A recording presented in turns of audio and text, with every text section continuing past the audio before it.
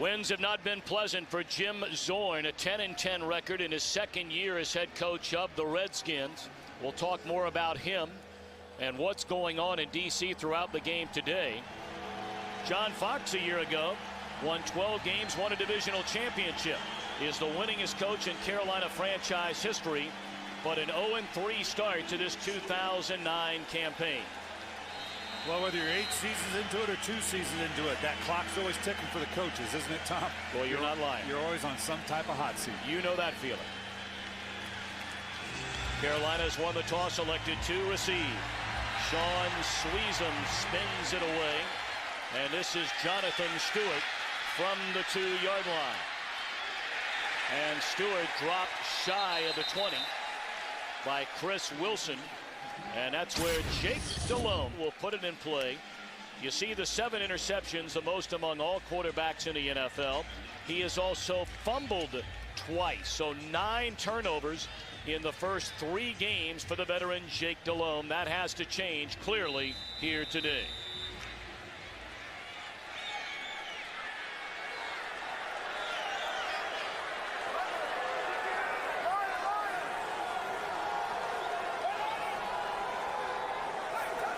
Jeff King in motion. They're going to pitch it to D'Angelo Williams.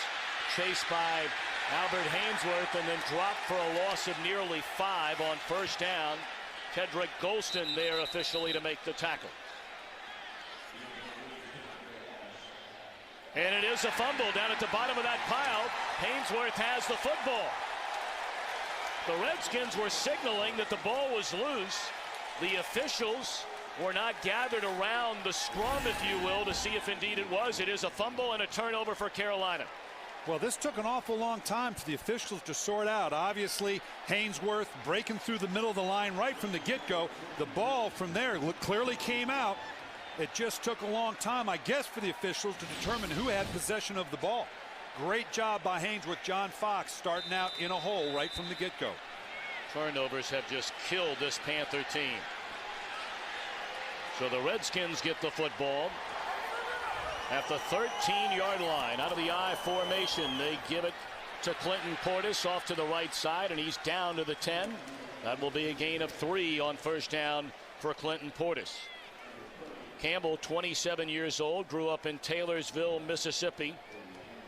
You see, he's had a hard time getting started. Has played quite well in the second halves of games. Well, he told us that because of the pressures on the offense and not scoring, that he was pressing a little bit in the early part of games and finally relaxing in the second half. He needs to start more relaxed from the get-go. Been well documented the early part of this season. The Redskins have struggled in the opposition's red zone. Campbell rolling, lays it off, and Portis into the end zone. That is a touchdown for the Redskins.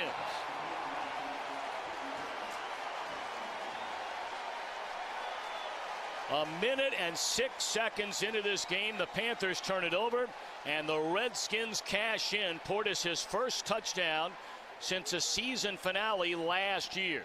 And there's an injured Redskin on the field back at the 17-yard line.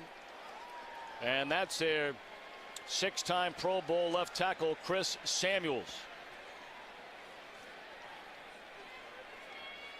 Samuels has already been dinged up the early part of this season. This is a nice job by Jason Campbell. Obviously, Clinton Portis excited about getting involved. I want you to, right in here, you can't necessarily see it here, but they solided the front. They brought a lot of pressure back around the inside. Campbell just released to the outside, bought himself some time. Obviously, Carolina breaking coverage. Someone was supposed to be with Portis and did not. So the touchdown by Portis, they contend to look after Samuels, and we're back in a moment.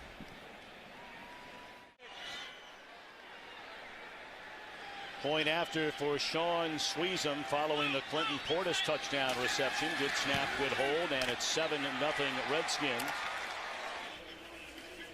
Not only the first touchdown for Clinton Portis since a season finale last year, but for the Redskins, the first time they have scored on an opening possession since week 11 last year against the Dallas Cowboys.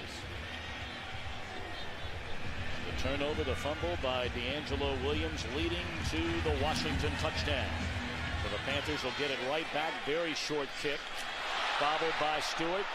And he covers it up at the 19-yard line.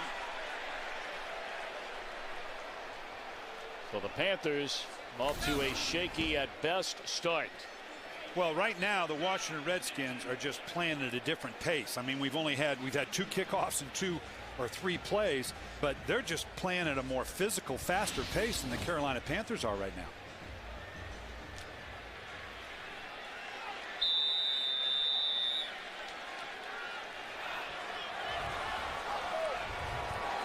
Spot the ball at the 18-yard line. Right back in the hands of D'Angelo Williams. And he picks up 3, 2nd and 7 upcoming. Take a look at Carolina offensively. D'Angelo Williams is a starter, but we mentioned we'll see Jonathan Stewart regularly throughout the afternoon. The electrifying Steve Smith still in search of his first touchdown reception this year. And they're counting on this big offensive line. They got 2 first-round draft choices at tackle. They're counting on this big physical offensive line to establish that running game. Pitch it to Williams. Breaks it to the outside. And then coming up to make the tackle is Reed Doty, who's back in the starting lineup at strong safety, replacing Chris Horton a week ago. Washington on defense. Daniels, Griffin, Haynesworth, and Carter. Haynesworth, of course, the big free agent signed from Tennessee during the offseason. Brian Arakpo, the #1 pick out of Texas, has a sack in back-to-back games, and we'll keep an eye on D'Angelo Hall and Carlos Rogers, the corners. You mentioned earlier, Coach, a lot of man-to-man coverage. And they're going to have to hold up against a very explosive Steve Smith for Carolina.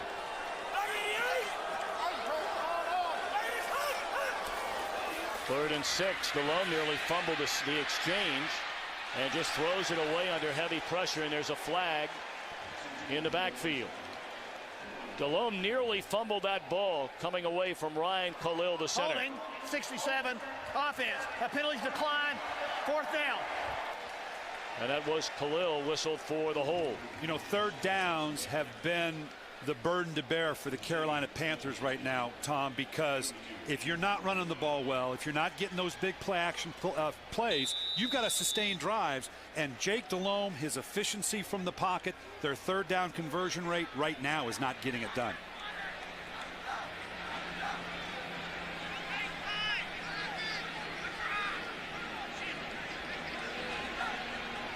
Jason Baker to punt it away. Waiting is Antoine Randall-El, who's returned 5 punts for touchdowns in his career. Broke 1 tackle. And is stopped at the 27-yard line. Good news is the Redskins have a 7-0 lead. The bad news is their 6-time Pro Bowler injured on the touchdown pass to Clinton Portis. Chris Samuel sits down and gives way to D'Anthony Batiste, 3rd-year tackle out of Louisiana Lafayette.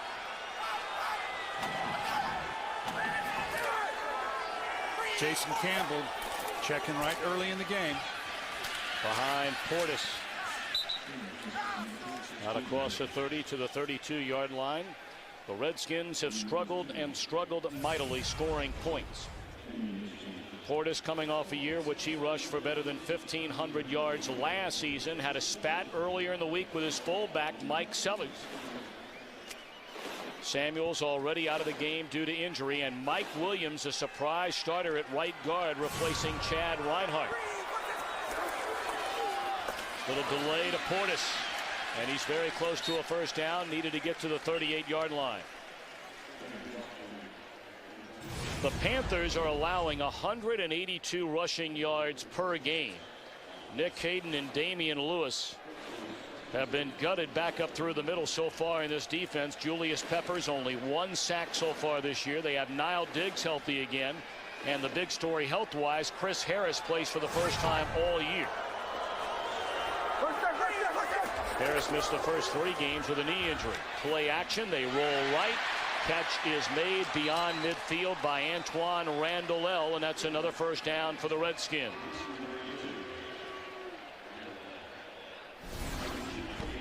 All right, we talked about the play action pass. Here you can see on the outside, number 12 is going to clear out. This is a simple stab move by Antoine Randall L. They've got their eyes in the backfield off the run game. Real easy run and completion for Jason Campbell. Just what they want to build off the run game. 1st and 10 at the Panther 49, and Portis still on his feet. Picks up 2 yards. 2nd and 8 is next. Play action. Campbell just throws it away wisely so. 2nd and 8 upcoming. Tom, you talked about the Redskins starting with Mike Williams in at right guard. He's a 337-pounder. They felt like they needed the bulk inside. This Carolina front, particularly interior, is a little smaller than what you'll see out of these types of defenses in the NFL. So clearly the Redskins are wanting to get the running game cranked up, wanted more beef on the inside. They've had injuries on the interior of that defense, going all the way back to training camp. Kimo A2 injured his Achilles tendon and finished for the year. 3rd and 8. Campbell loses the football. It looks like the Redskins covered it up. Mike Williams has a hold of the football. It was stripped away by Everett Brown. Carolina here on the right side went right after Batiste, coming in for the injured Samuels, and with getting no help on the left side.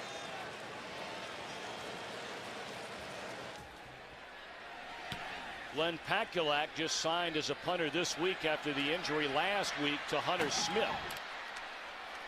And Captain Munnerlyn out across the 25 out to the 27-yard line. Redskins taking advantage of an opening possession fumble by D'Angelo Williams.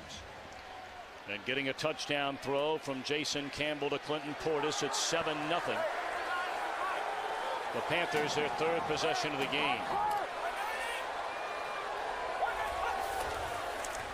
Play action. And alone finds Muhsin Muhammad close to a 1st down. Muhammad, the franchise leader in receptions, receiving yards, and touchdowns.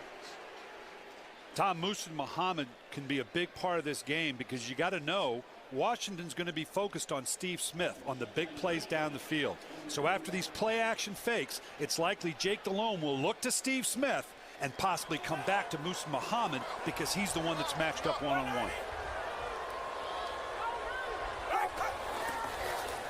Quick slant to Smith. He's still on his feet all the way to midfield, and another Panther 1st down. Locked up in one-on-one coverage with D'Angelo Hall. You can see this is what's called their smoke route. You look right here in the front 7. This is a run. But Jake Delhomme, recognizing he's got the coverage he wants on the backside, just raises it up, and it's called a smoke route, just a one-step, get the ball out of my hands as quickly as I can to the explosive Steve Smith. Smith, his 16th reception of the year. 8 of those came in one game against Atlanta.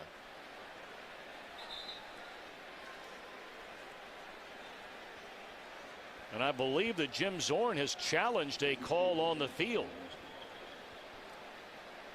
I'll be interested to know what exactly is he's challenging, unless it's the spot. I think it's a spot because initially there was contact made on Smith, but it appeared from where we sit that he remained on his feet.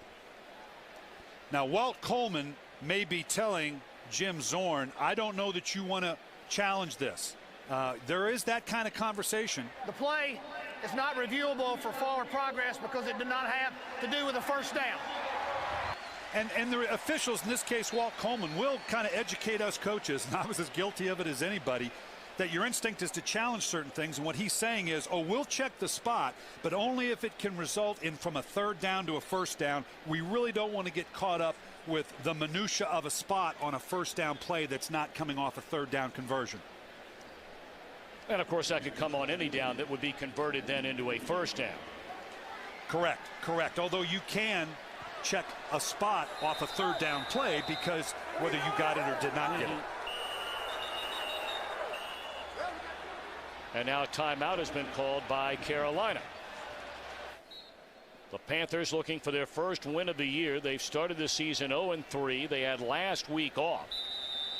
The Redskins are 2-2. And every opponent they have played so far this season goes into the game without a win. That includes the Giants now who started the season. I don't know that I'd classify them that way. D'Angelo Williams breaks a couple of tackles, tries to turn the corner, and is run out of bounds at the 48-yard line. And our visit with D'Angelo Hall yesterday asked him about his relationship with Steve Smith, the Carolina receiver. He said, you know, when he was wearing me out back in my Atlanta days, we were real good buddies. He said then all of a sudden, when I started to make some plays against him, he didn't want to talk to me anymore. And D'Angelo Hall knows that he can get into the head of Steve Smith a little bit. His plan is to frustrate him early to get him jabbing at his quarterback a little bit and throwing off his game. 2nd down and 6, and Delhomme underthrows. Muhsin Muhammad under heavy pressure from Philip Daniels. The Redskins are pretty light along their defensive line due to a number of injuries. Here you just see the pressure off the right side. You end up with a tight end one-on-one with the defensive lineman. When you put your protection out there to save your tackles a little bit and you go one-on-one with the tight end, I don't think that's the strength of any tight end. They're going to have to be careful about creating too many of those matchups today. Here's another critical 3rd down for Jake Delhomme. He's got to start converting these. Draw to Williams, and defending, it looks like he's going to be a yard short of the 1st down. London Fletcher was there, and coming up to put a final stop on Williams was Chris Horton. And it looks like they're going to go for it on 4th down. Yeah, which is not much of a surprise here. Oh, they changed their mind. They sent the punter out. And now he's coming back off the field. They're trying to decide which way to go here. And this can't be a surprise. You're 0-3. You've crossed the 50-yard line. We got someone down here. Again, the Redskin down. Well, it's a couple of weeks Hainsworth. now. Yeah, we've seen Albert Hainsworth go down. We saw it in Detroit. And now here in the opening quarter in Charlotte. Well, this was the concern, too, when you shell out that kind of money, that $100 million contract for a player of this stature. He has had some injury issues, and that has to be part of the equation. This would be a huge hit for them if he were to leave the game. Hainsworth in each of the 5 years of the Tennessee Titans' great run here was among the top 5 vote getters in Defensive Player of the Year award. Signed the big deal with the Redskins. And while they take a look at him, as he comes to his feet, we will step aside. A 4th and 1. Well, we understand now we will keep it here for this 4th and 1 as Jake Delhomme walks over to the sideline trying to figure out what it is they're going to do. It's been a very odd first 8 minutes of this game. And you're seeing a little frustration by Jake right now with the coaches, with the players, with the officials. And you know, Jake's a longtime veteran, has not been playing particularly well. He's a great guy. We said you can't not. If you don't like Jake Delhomme, it's you, because he's a heck of a guy. But I don't care how long you've been in this league. When you get these kind of pressures dropped on your shoulders, it's going to affect you. So 4th down and really a matter of inches to convert for a 1st down. With Hainsworth out, they may be more willing to just shove this thing right up the middle than they might have otherwise. Trying to draw him off sides with the snap count. Redskins aren't buying it. And the crowd won't like this at all. And you know what? You can't blame them. You can't blame them. I mean, if you can't get 4th and 3 inches without the best defensive player on the other team in a lineup, I don't blame the fans for being a little upset. This is a common tactic, but not when there is a timeout, an injury timeout. You give them a chance to regroup. You got to run that play in very quickly. Hope that the confusion, substitution, you get in there and maybe get them drawn off sides. So after all that, the Panthers will punt it away. Randall L. from the 11, and that's where he's tackled. Good coverage.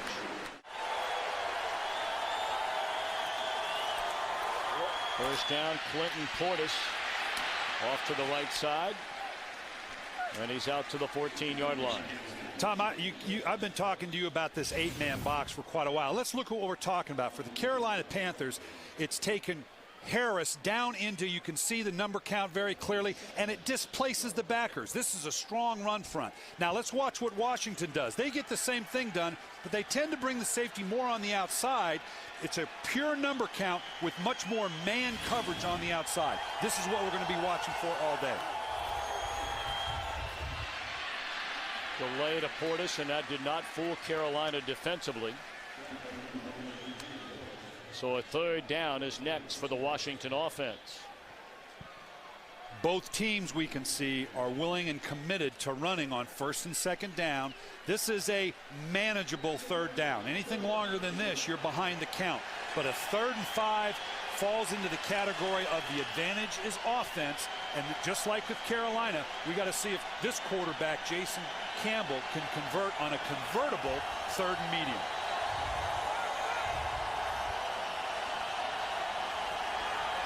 Liddell Betts stays in a block and then peels off out of the backfield, cuts it to the inside, and very close to a first down depending on the spot. It looks like he got there.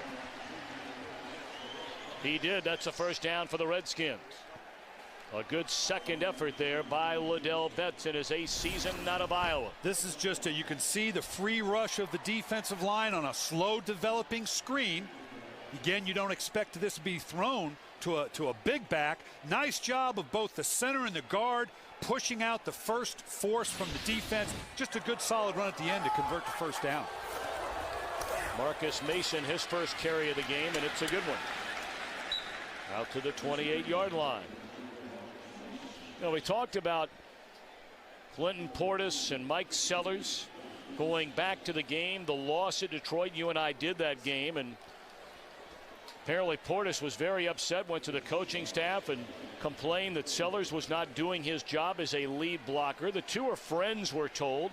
And of course, Portis was Sellers' biggest proponent of getting a trip to the Rose Bowl the Pro Bowl last year, which Sellers did for the first time in his 9th season in the NFL. Play action. Campbell dropped. Well, Clinton Portis had every right to talk. Here you're going to see right here where Sellers, I want you to watch the way he approaches. This is a 4th down call against Detroit. This is way too passive for a fullback. We always taught the fullback, you've got to block like you've got the ball. Score with your block. I don't care where you go, punch a hole in this defensive front. You can't go from gap to gap to gap. In that instant, Clinton Portis had a right to be upset. 3rd down and 7.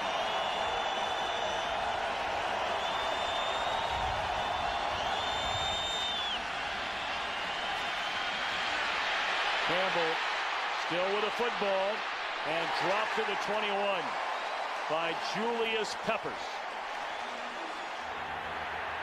And of course, next week the Giants, should they win that game today over Oakland, will go to New Orleans here on Fox for what will be a matchup of unbeatens, as Captain Munnerlyn has that one dribble out of bounds at the 40-yard line. So good field position for Jake Delhomme and the Panthers offense.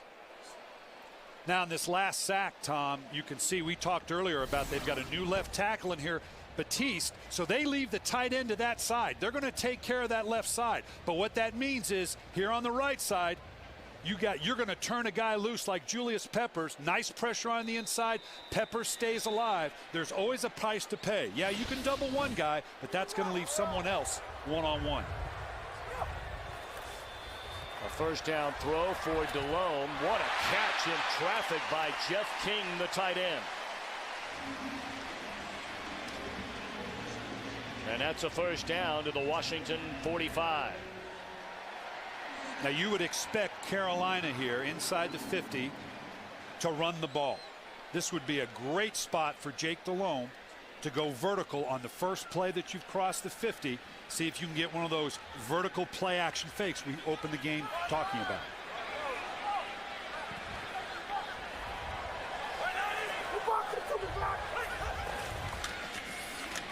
They give it to Williams. And he's inside the 45, down to the 42-yard line. That'll be a gain of nearly 3 for D'Angelo Williams, who rushed for a franchise record 1,515 yards last year, third most in the NFL. He led the league with a franchise record 18 rushing touchdowns. And if Albert Haynesworth remains out of the game, they will test the interior of this Redskin line much more than they might have originally planned. Lorenzo Alexander has replaced Haynesworth. Flag comes down as Williams is stopped at the 41-yard line, but we wait on the flag from our referee, Walt Coleman. Holding, 68, offense, 10-yard penalty, still second down.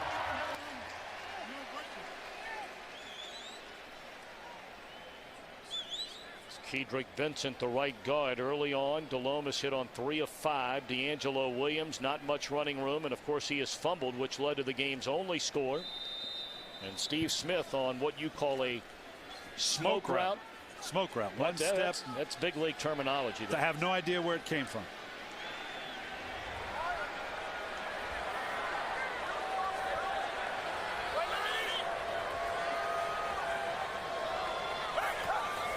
A 2nd and 17, blitz coming. Delhomme gets it away, and that's Smith, who got a big chunk of that yardage back. It'll bring up 3rd down and less than 5 for the Panthers on a 13-yard pickup. Yeah, this goes right to what we're talking about. Anytime you can get a lot of people in the box, we can't see the linebackers right now, and this is just the subtlest of play-action fakes that allows that one-on-one coverage on the backside. And once he knows he's one-on-one, he has all the time he needs to turn these DBs around because he knows there's little or no underneath coverage. Another key 3rd down. This one 3rd and 4. Delhomme sacked. Back at the 43-yard line. Brian Orakpo, the #1 pick out of Texas, now has a sack in 3 straight games. Just coming off this edge, Jordan Gross, their #1 franchise player left tackle, against the rookie, schooling him up a little bit, but good energy by Orakpo. Defense lined up in the neutral zone, 5-yard penalty, still 3rd down. That flag came from the far sideline, the Washington sideline. And that's lethal. Boy, you give him another shot at now. That's huge. Lining up right from the get-go in the neutral zone. Interesting where that flag came from. Boy, it's lining up off sides in less than 35. That guarantees you a 1st down. Wow. In the Wildcat now. Yes, D'Angelo Williams out of the Wildcat formation. And he takes it down to the 30-yard line.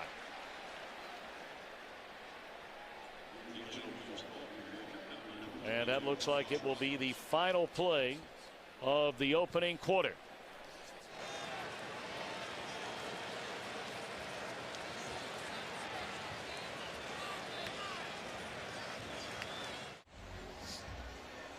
Opening quarter, Jason Campbell, a touchdown pass to Clinton Portis after a fumble by D'Angelo Williams on Carolina's opening possession. So we begin the 2nd quarter, a 7-0 Washington lead.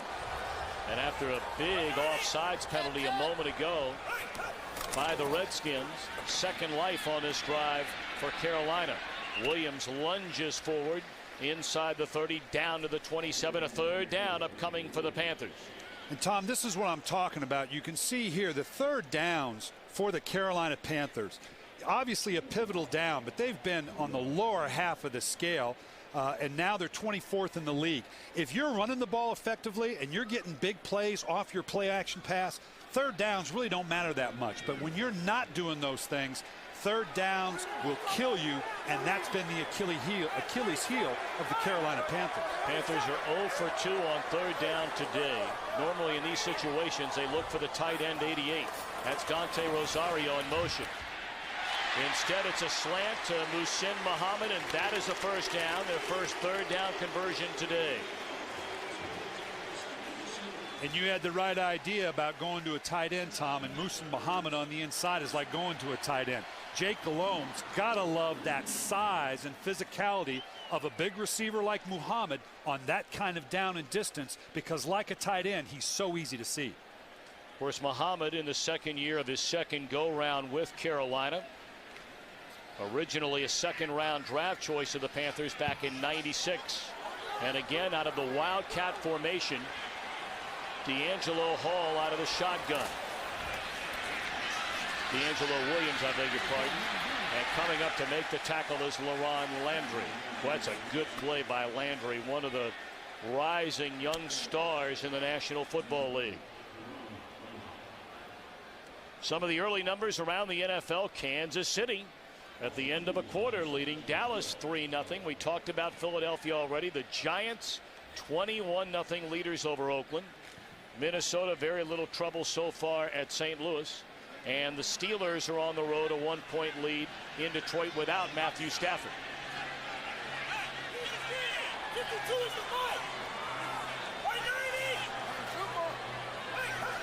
After the loss of 2, this is Jonathan Stewart. And he's back to the line of scrimmage, so another third down, a lengthy third down upcoming for the Panthers as Albert Haynesworth has come back in for Washington. And this was what I was talking about earlier. Without Haynesworth in there, that's going to change your game plan in terms of your ability to run inside. But with his presence inside, I'd be very surprised if the Carolina Panthers will test Greg Blosch's defense on the interior. They're going to keep it to the outside more.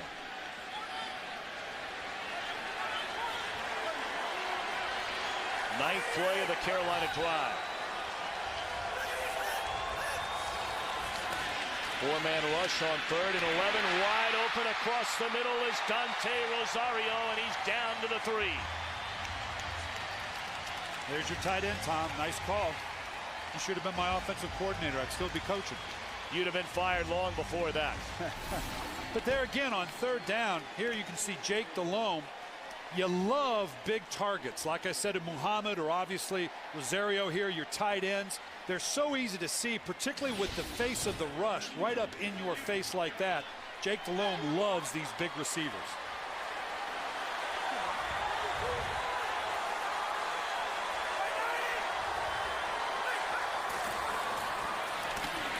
Stewart met at the line of scrimmage. Good play by Rocky McIntosh.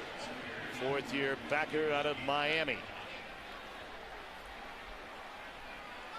Now this is a test for Carolina because they are built around running the ball. We talked about it. There are 2 first-round draft choices at tackle. 2 first-round running backs when you're talking about Jonathan Stewart and D'Angelo Williams. Big receivers. They're committed to running the ball.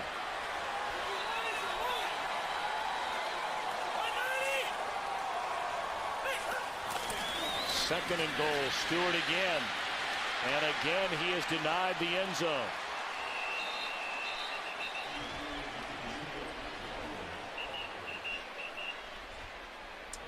In the middle now, again, Albert Haynesworth. This is what you pay him right here in the middle. He plugs this thing up, and it's not just him. You can see right there, there are 2 guys on Albert Haynesworth. He's going to draw 2 blocks that puts everybody else on a one-on-one matchup that you got to believe as a defender you can win. 3rd and goal from a 2. Little boot action here. Williams tried a second effort, and right there to meet him head on was D'Angelo Hall, along with Landry, who made the first hit. So now decision time for John Fox. Do you go on 4th and goal at the 1? Well, their commitment to the run, as I said, is very, very evident here. Right now, Washington, like we made the observation to start out, they're playing at a little bit different pace than Carolina right now. They're getting great get off. They've got that great bulk on the inside. If you're going to run it, you better keep it on the edges or try to boot and waggle your way around those edges. We'll see how committed they are to it here. This is a long 1 yard with Albert Haynesworth in the middle. Right here. Timeout. Jake saying get that play in here quicker. Second timeout used in this half. Brian Billick, you're the play caller right now. What are you calling? 4th and 1. It's less than 1, but I don't know that I'm going to test the interior of that line again. I'm going to put it on the edges or maybe a quick play action fake and see if I can get around the perimeter. I don't know that I'd test right down the middle. Right down the middle and waiting on a signal. They gave it to the first man through. Brad Hoover, touchdown.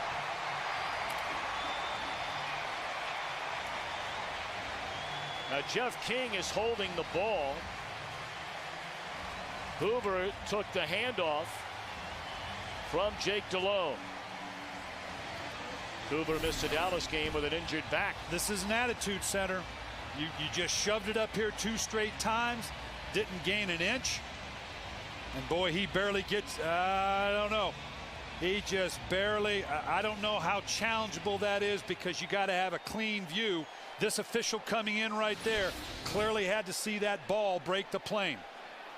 London Fletcher is very upset.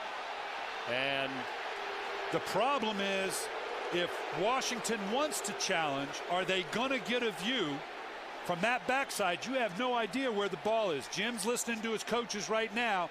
They're telling him challenge it, and they may be right, but I don't know that they have a view that shows that the ball didn't break the plane. Here you can see they're just shoving up the middle. I don't know that that's, again, it's got to be conclusive. It was a 4th down play. 45 carried the ball. 47 recovered the ball in the end zone. Because of that rule, by rule, the ball goes over to Washington at the 1-yard line. That's the right. Ball goes back to the spot of the fumble. First down. And just to make sure everybody understands, a rule put in, of course, where if Hoover, the original ball carrier, would have fumbled and then recovered in the end zone, it would have been a touchdown. But no other player is allowed to recover a ball in the end zone or advancing the ball other than the original ball handler. This is the old Oakland Raider Dave Casper rule that happened years and years ago. Carolina is challenging the rule on the field that the runner did not score a touchdown. Now I'm going to reverse it now. The same angle that was hard for Washington to see, Carolina may not have the angle that shows this.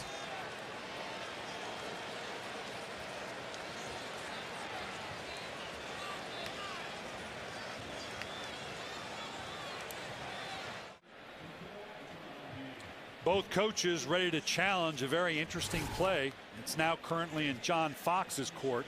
As we look at the play, here's what appears to be the question. As we run the play, at first, the running back, if he crosses the plane, it's a touchdown. But as the officials came together, you can see he's still alive. They're keeping the play alive. The ball is coming out. The official sees, let's see what the official sees that the ball was recovered in the end zone, but it's by the wrong man. Right now, Walt Coleman is looking for some help, someone to tell him what are we doing here. But the question, in my opinion, is was he still alive? Is there a view that gave me a look? After reviewing the play, the ruling on the field stands. Fumble and then recovered by number 47. It'll be 1st and 10 for Washington. Carolina will be charged the 3rd and final timeout. The problem for Carolina was the only thing that was going to turn it around is did the replay show the ball come out after he crossed the plane? Well, clearly here you can't see it. So the play is still alive. When this official running in, evidently the ball's on the ground and the ball is out. There's nothing there that convincingly tells Walt Coleman, no, he crossed the plane for the touchdown. You can't have someone else recover the ball in the end zone. Therefore, the Dave Casper rule makes it Washington's ball on the 1-yard line. And that is on a 4th down play. Another player cannot recover that ball for a touchdown. And that was a 4th and goal play.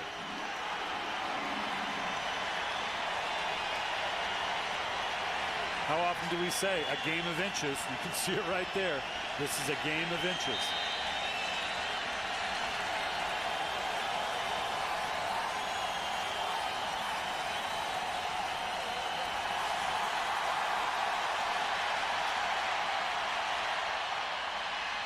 Campbell just right behind his center. Casey Rawbach picks up 2, almost 3 yards. What was your feeling as a play caller that deep in your own territory on first down? Were you afraid to throw it much? You know, I subscribe to the Bobby Bowden, maybe a bad example right now with all the Coach Bowden's going through. His philosophy was, don't get nervous because somebody's about to score. That was usually a great place to try a vertical pass. Handed off to Portis, and that's a safety. Somebody's about to score indeed. Absolutely, and this comes back to, obviously, we talked about the defensive line being a little light on the part of the Carolina Panthers. Washington buys a few yards on the sneak, trying to get to the edge. Great penetration.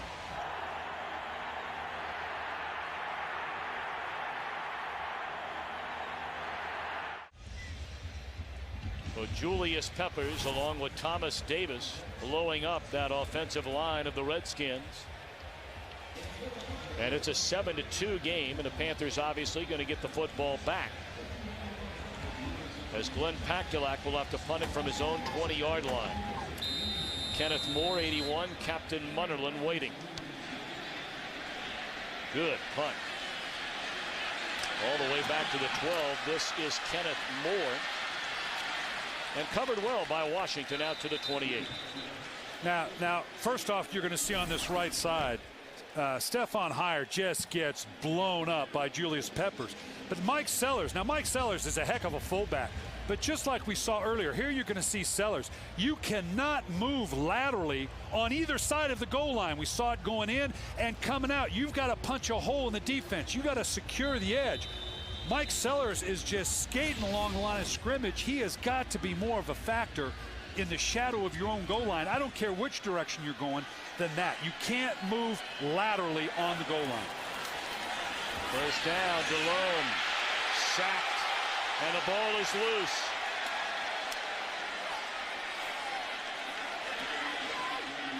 And Delhomme covered up the ball, but he is shaken up.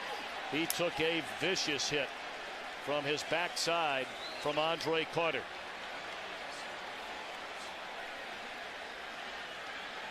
He said, my fault. You can see right there, and I think what he's referring to, you're going to see this pressure come off, or just at the last bit there. Jordan Gross is as good as there is in this league. I think what he was saying was my fault. I've got to step up in the pocket more. I think that's what we were seeing from Jake Delhomme. Play clock to 32 seconds. 32 seconds, please. And he paid the price for it, too, because he's the one that got hit. It has been a tough start to this 2009 season for Jake Delhomme. We mentioned a league-high 7 interceptions. He's lost a pair of fumbles for a total of 9 turnovers. He was sacked 5 times the opening week against Philadelphia. And 9 times he's been sacked all year, and now make it 10. You need to get this into a more convertible third down with 2nd and 14. They probably need a little short intermediate pass to buy him some yardage. And they'll give it to D'Angelo Williams.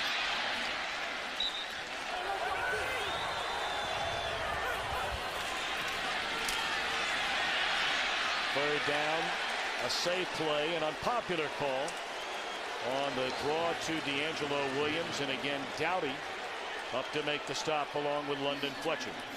And here's my problem with this. On a 3rd and long, you can slip a draw in there occasionally. When you're 2nd and 14 and you're just working yourself back to a 3rd and 10 on a Carolina Panther team that is not converting on 3rd downs and then run the draw, you're basically capitulating the series to a team that has a great deal of momentum now in the Washington Redskins.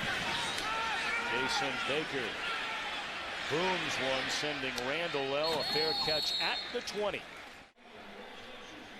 Well, both offenses have been pretty quiet. The Redskins a total of 43 yards. They got the turnover and cashed it in for a touchdown in the opening minute of the first quarter, and not much to speak of ever since. So a 1st and 10 for Campbell and the Redskins from their own 20, leading 7-2.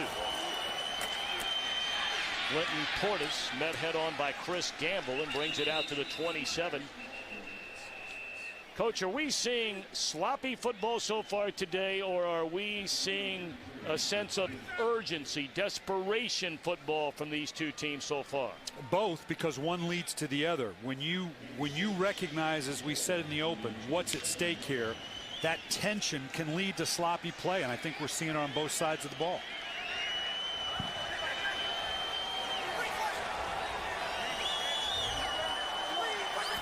Portis picked up 6 on first down. They throw it to Santana Moss, and they'll move the chains out to the 32-yard line. Yeah, you look at the time of possession. This is the kind of ball game that Carolina wants to play.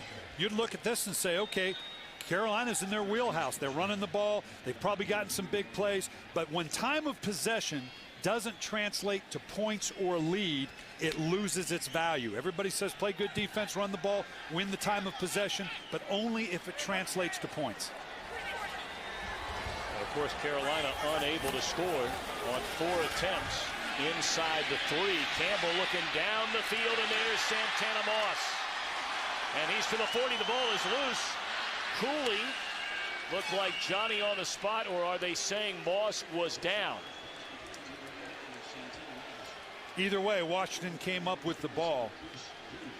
This was a great job of the offensive line for Washington. It was a bogus play fake because as he came out, he lost. You can see Jason Campbell comes back, sticks the ball out there, but the back had to go the opposite way. This is just good protection. Jason Campbell stepping up in the pocket that we didn't see Jake Delhomme do just a minute ago. Play action, rolling, and across the middle of the field. Catch is made by Antoine Randall. That'll be a gain of 9. Boy, that last pass play a moment ago, not that one, but the one before. How about the block by Clinton Portis, delivered on Julius Peppers to keep him away from Campbell? Well, and that's why he was not there for the play fake. I'm sure the protection said, look, if you're threatened off that weak side, forget the play fake. Get back there and help that left tackle. Good veteran move by Clinton Portis. And again, DeAnthony Batiste has replaced the injured Chris Samuels at left tackle for the Redskins. Where Portis was a step away from breaking a big one there. Nile Diggs, in his 9th season out of Ohio State, missed the Dallas game with a rib injury, came up to make the tackle. Peppers is out of the game right now. Again, this is on these situations here, you hate to have your best players off the field, but this is why everybody builds such depth in their defensive line, so they can get rotation by that. Both clubs, you can see here, the rushing yardage not particularly impressive. No one's really made many big plays down the field. We come back to the time of possession as only it pertains to points. So neither club is really in a rhythm right now. Washington, a good key down. First down, we'll see if they want to maybe take this proverbial shot to the end zone on first down. Is that what you would do? You know, the Redskins a couple weeks ago when we had them, what was their big Achilles heel? It was red zone efficiency. They weren't getting scores once they got into the red zone. They need to be aggressive in the red zone so they don't fall into that same problem of doing nothing but kicking field goals. Devin Thomas on a quick hit inside the 30, down to the 27-yard line. This is just what we saw from Carolina. This was Washington's version of the smoke play. Everybody's coming into the box. I've got a run call, but I know I've got a free shot to the outside. I'm going to give a quick slant. They like Devin Thomas because he's a big physical receiver. This is what they want to see more out of this young receiver. Only the second catch of the season for Devin Thomas, a second-round pick last year out of Michigan State. 3rd and short, flags litter the field.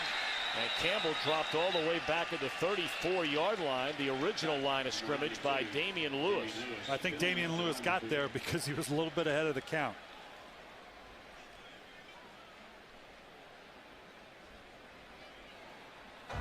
Offside, 92, defense, 5-yard penalty, and a first down. Thus far in this second quarter, good numbers statistically by Campbell. Most of those have come on this drive. Portis, along with D'Angelo Williams, having a tough time getting started. Julius Peppers has been active, and he's back in the game now, trotting in from the sideline. When Washington was having its trouble in the red zone early, they made a point. They need to get Chris Cooley more involved, particularly in the red zone. Chris Cooley over here. Give it to Portis. He slips inside the 20, down to the 19-yard line. That'll be a gain of close to 3 for Clinton Portis. Pepper's back in the game now, saying, I'm okay, I'm ready to go. I've gotten all the rest that I need.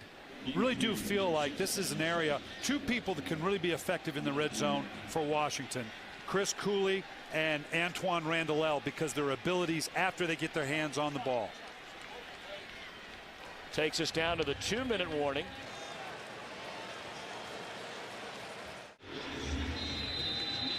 These are the numbers in the red zone that I was talking about, and the two players that you want to isolate.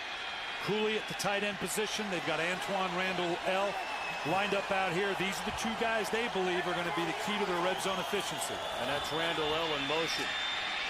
And contact in the end zone, no flag. Santana Moss looking for a flag, covered by Richard Marshall.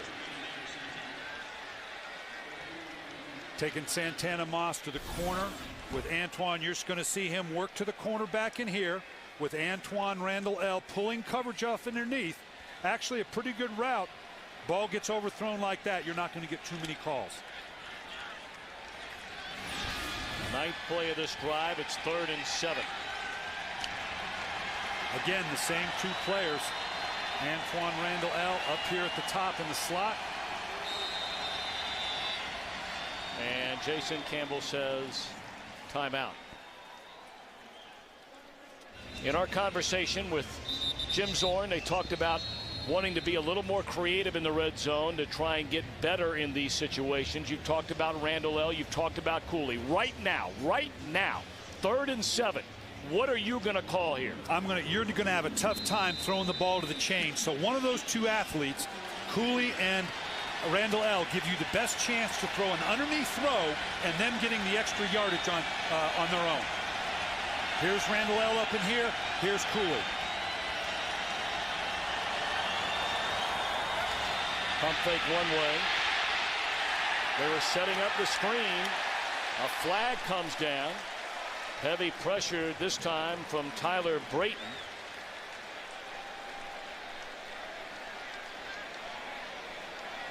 Holding, 78, offense, a penalty decline, 4th down. That's DeAnthony Batiste, who's filling in for the injured Chris Samuels. Boy, that was ugly right from the start. Well, there was no penetration by the defensive line, whether they skunked it out or not. There was nowhere near the penetration you needed to get a screen up and running. And keep in mind, we talk about down the red zone how compressed the area is.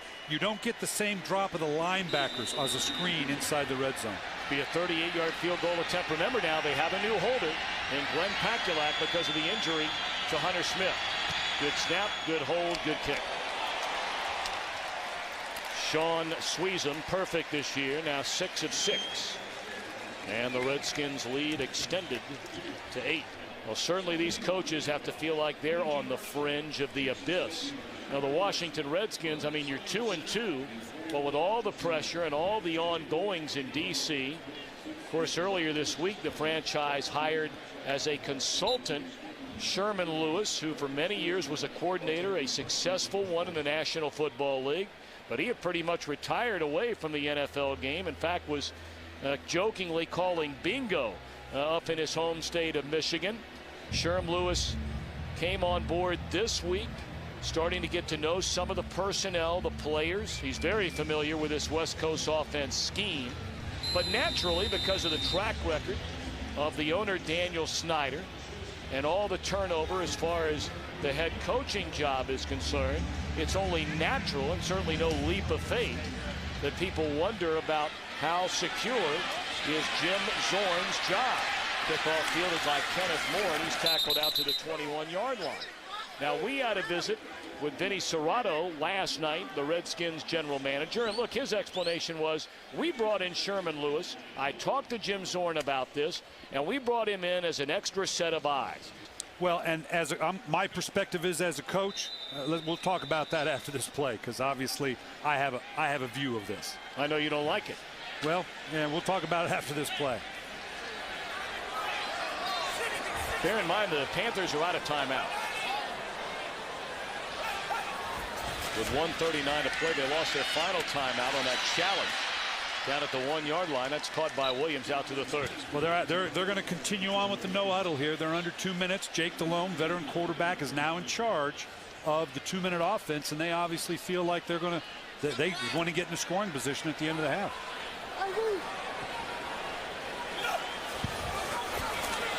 Delhomme steps up and again lays it off for Williams.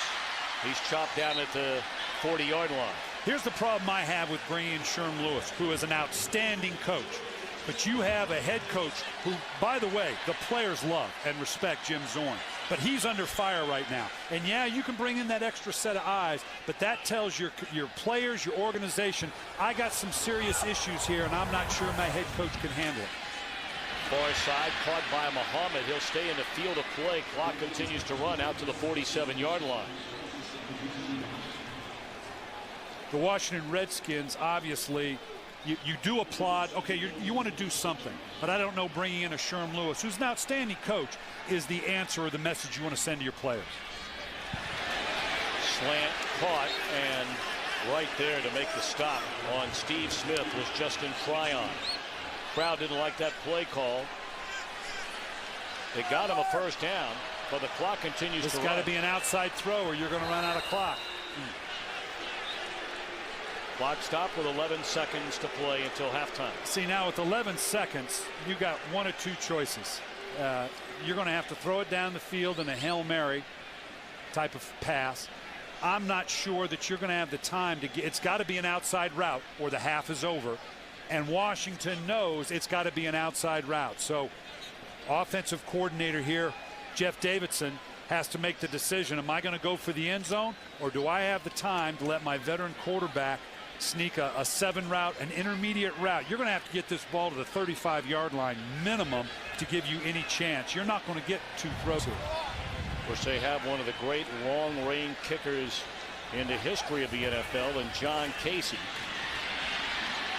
And this is Stewart. He'll tiptoe out of bounds with 5 seconds left. I'm not sure that they're not just caught in the Hail Mary mode here and have to put the ball up down in the end zone and hope to get lucky. Well, they go trips to the far side. Washington right, here's where it's going to base on. 3 defenders all the way back at the goal line. So Delhomme going to step up and air it out. And it's out of bounds on the catch, and that will be the final play of the opening half.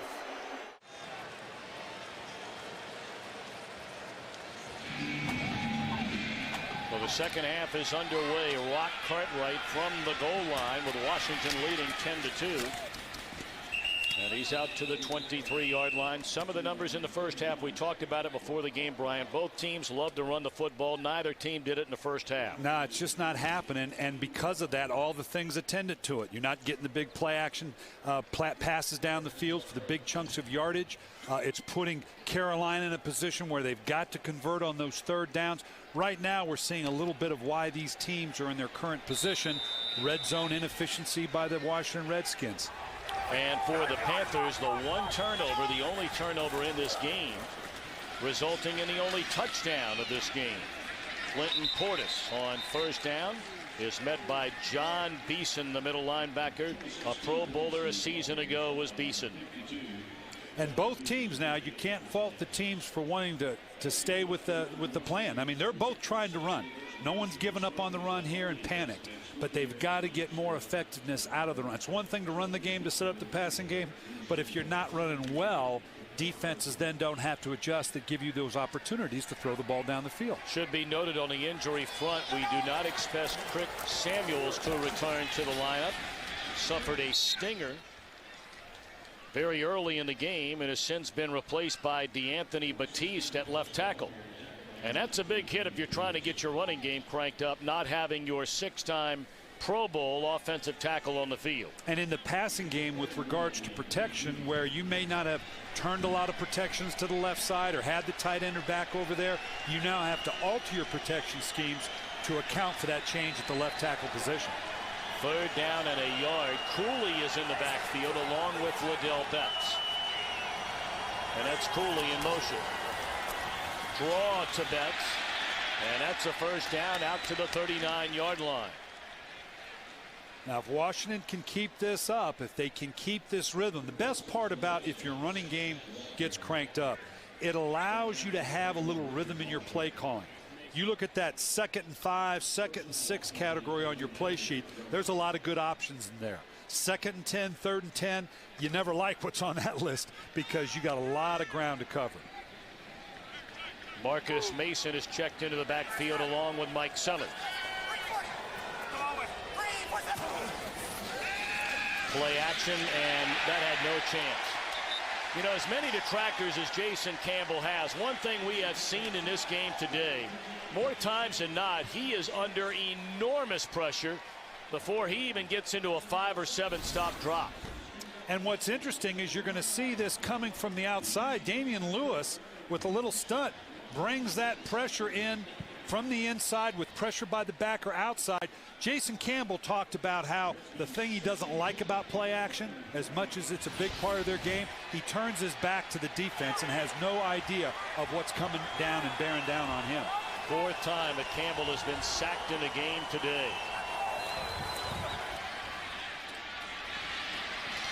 Caught by Randall L. He's out to the 38-yard line. 3rd down, a long 3rd down coming up for Campbell and the Redskins. But I like that play call on the part of Washington because certainly 3rd and 10 is a lot easier, or 3rd and 11 and 12 is a lot easier than 3rd and 15, 3rd and 17. We saw Carolina run a draw in that same situation and have that longer down and distance. Jim Zorn going to give his quarterback Jason Campbell a more convertible 3rd down distance.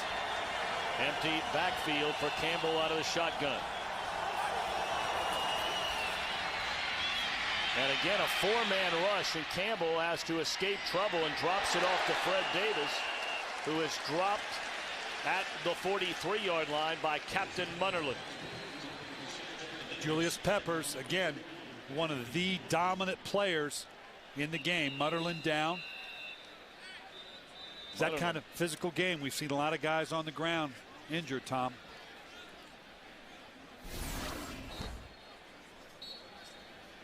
Boy, don't leave your feet. I hate it when players leave their feet. At some point, somebody's going to get hurt because you have no base. Bodies are flailing around in the air. So while they check on Captain Munnerlyn, we'll step aside very early in the 3rd.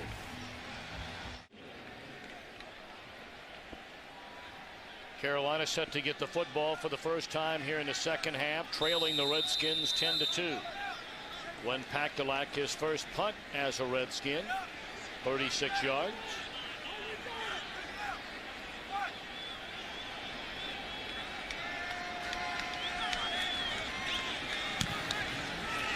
He lays into this one and kicks it into the end zone, so Carolina will get it at the 20, but there is a penalty flag down back at the line of scrimmage. So again, we wait to hear from Walt Coleman. Ineligible downfield prior to the kick, 45 of the kicking team. That 5-yard penalty will be assessed from the 20-yard line. First down, Carolina. Washington leading 10-2. Carolina gets a football for the first time here in the 3rd quarter. Next to no rushing game at all, really for either team, but especially for the Panthers. Play fake one way, through the hands of Hoover and nearly intercepted.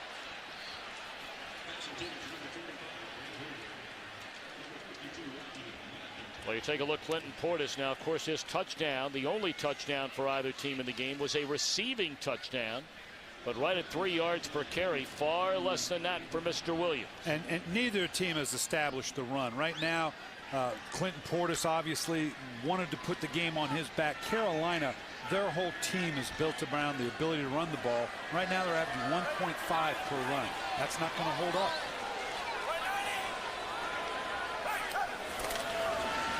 They pitch it to D'Angelo Williams.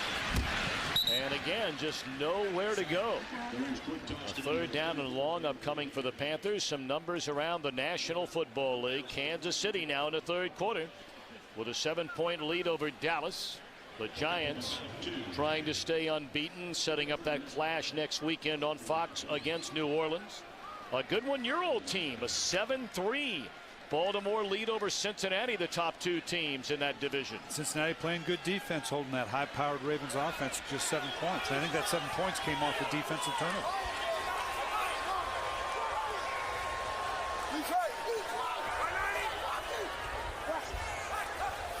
Third down and 8. Delhomme steps up and through the hands of Muhammad and intercepted by D'Angelo Hall.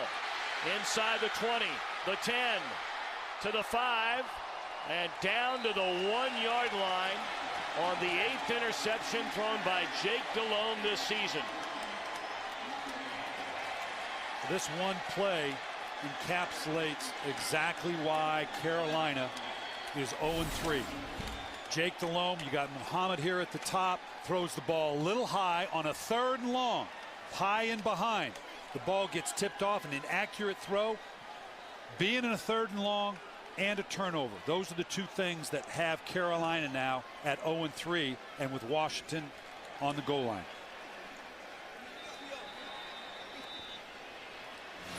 D'Angelo Hall, his 3rd interception of the season. He had a big one as well last week in the win over Tampa Bay. Flags all over. Will blow it dead before it gets started.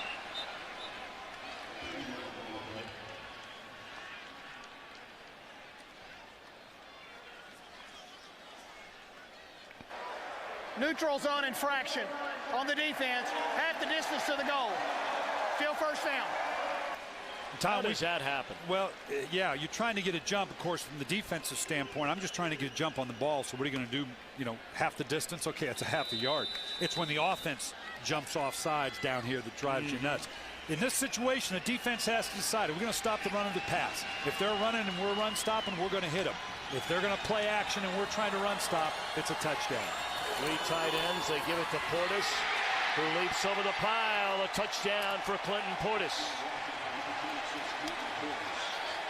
His first rushing touchdown since the season finale last year at San Francisco.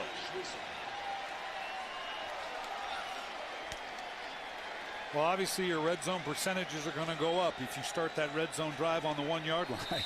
That helps. But right now, Jim Zorn on the road has got to be feeling good about the way his team is responding to the adversity and pressure we've talked about. Now Sweezum for the point after to make it a 17-2 game, and that he does.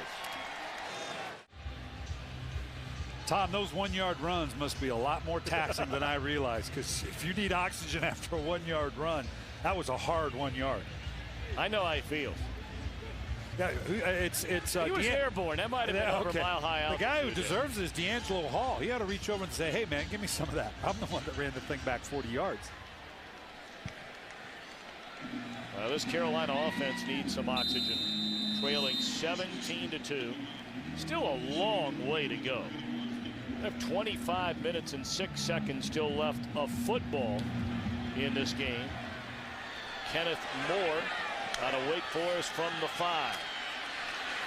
Out across the 20. This will give him some life with a man to beat. And out of bounds. Looked like Carolina may have gotten away with a hold there towards the end of that run. No flag on the play, and they say he was shoved out of bounds at the 40-yard line of Washington. Devin Thomas pushed him out of bounds. And here on the return, this is just a good job on special teams. Sets it up, gets to the outside. You want to push those back to the inside where your defenders are. Just gets him out of bounds here. Boy, he had one step. He was one step away of maybe coming out of this. This is what Carolina had to have.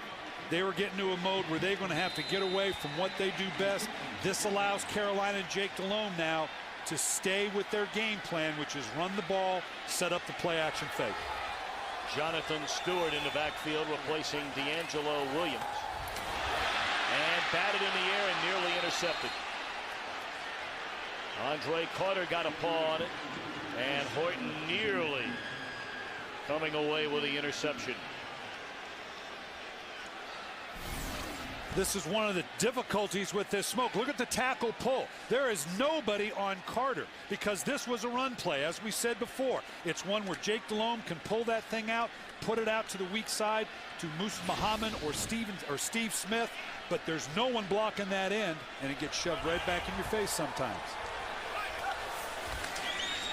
Play action, Delhomme, good protection, guns it over the field, and it's caught by Steve Smith, and boy, he took a pair of licks. One by LaRon Landry, the other from London Fletcher. That's a big-time catch right there by Smith. And that was a great throw, too. After the play-action fake, he knows he has to have it to go up above the linebackers. He's got to trust Steve Smith to be where he's supposed to be on a throw like that, throwing it into where only he can come up with it. London Fletcher hobbled off the field on the far side. First down at the 22, and this is Stewart to the 16. I talked about D'Angelo Williams last year, running for over 1,500 yards. Don't forget Stewart is a rookie, ran for nearly 900 yards. And like so many teams in the league, they're committed to this two-back principle, that we're not going to have one guy with better than 300 carries. It bodes well for the entire season. Right now, they'll take the running yards from anybody they can put back there. A 5-yard gain for Stewart on first down. Play action, Delhomme. Lofts it to a wide open Jeff King, a touchdown.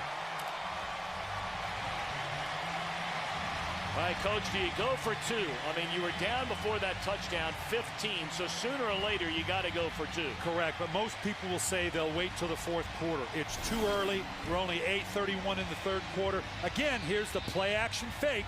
Jake Delhomme, he does do this well. He buys every last second the ability to throw the ball in a less than classic throwing position. Again, we come back to the size of his tight ends, the size of Musa Muhammad to be able to throw the ball up to come up with a score.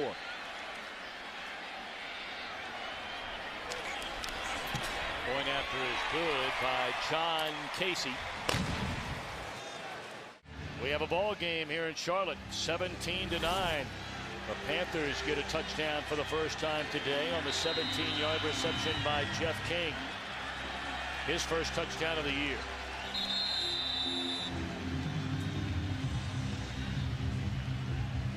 Carolina is a team that's built on the total team concept we've talked about. You play good defense, you run the ball, you set big plays up off the play action pass, and your special teams have to be a factor. If indeed Carolina can crawl back into this game and win this game, it's because they played as a complete team, and you'll take it anywhere you can get it, and in this instance more on the kickoff return may be that catalyst. With Moore giving him that big return, leading to the touchdown.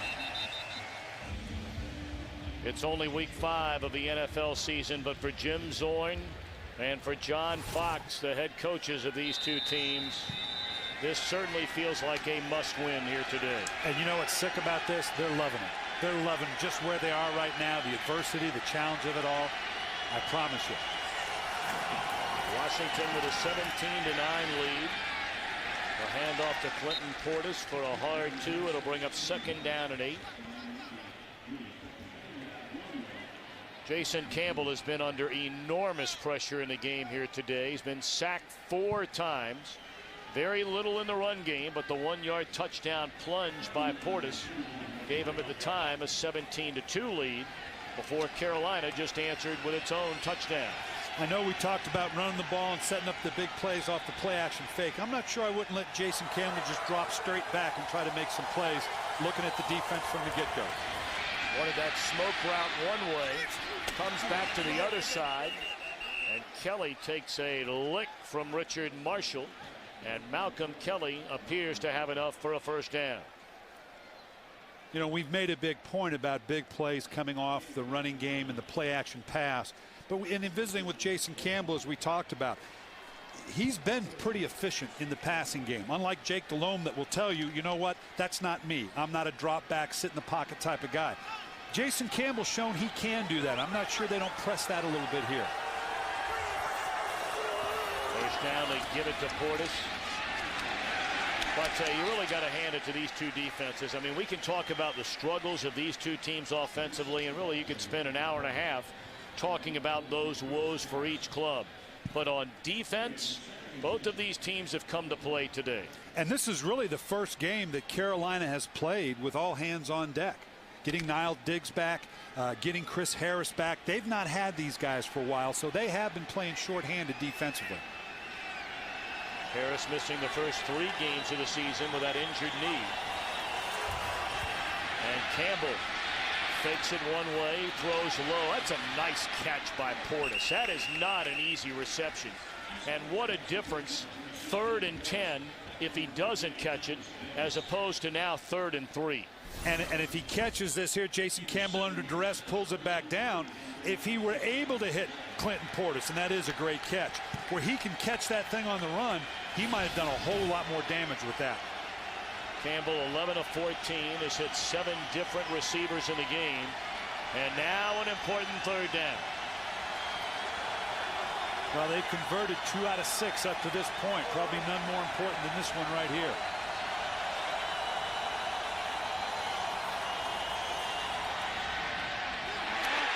Batted down and a flag comes in. Captain Munnerlyn over the back of Santana Moss. It's all about timing. When do you get there? Pass interference, 41. Defense. Ball placed to the spot of the foul. First down. Yeah, you can have contact in the first 5 yards, but when you get a hold of the pads like that, a lot of pressure inside. But he had contact, had a hold of that pad right from the get-go. I'm afraid that's going to get called every time. So a fresh set of downs for the Redskins at their own 44-yard line, leading 17-9. 6 minutes to go in the 3rd quarter. Same route, different receiver. This time Devin Thomas.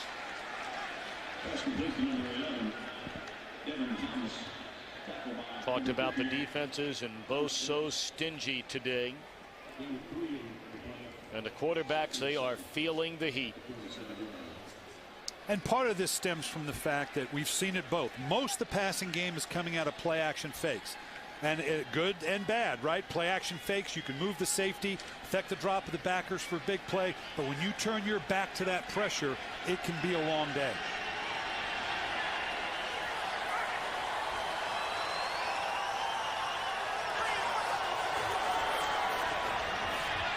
Campbell threads the needle to Thomas for a force down to the 45-yard line. That's Liddell Betts, and maybe got back to the line of scrimmage. Now, Chris Cooley talked to us about the pride he takes in blocking, but he's going to have to do a whole lot better than this. You got to maintain contact. You're not going to overpower anybody if you're Chris Cooley, but you got to at least maintain contact. He gets thrown around by Tyler Bratton like he wasn't there. Cooley has not caught a pass in the game today. And he has the 4th most receptions in the NFC coming into play. He stays in the block. Campbell looking around, rolling, and throws it away. When a quarterback has that much time, Coach Billett, how does a receiver not get open? Well, keep in mind, though, when you buy that much time rolling out, you've also cut the field in half. You don't have the same range, so now the defenders, you've got half the field. It begins with from the hash down, and then all of a sudden it's from the numbers down. Because what do we tell a quarterback? Don't throw back across your body. You limit the range of where he can go. 9th play of this drive. Spanning 35 yards so far.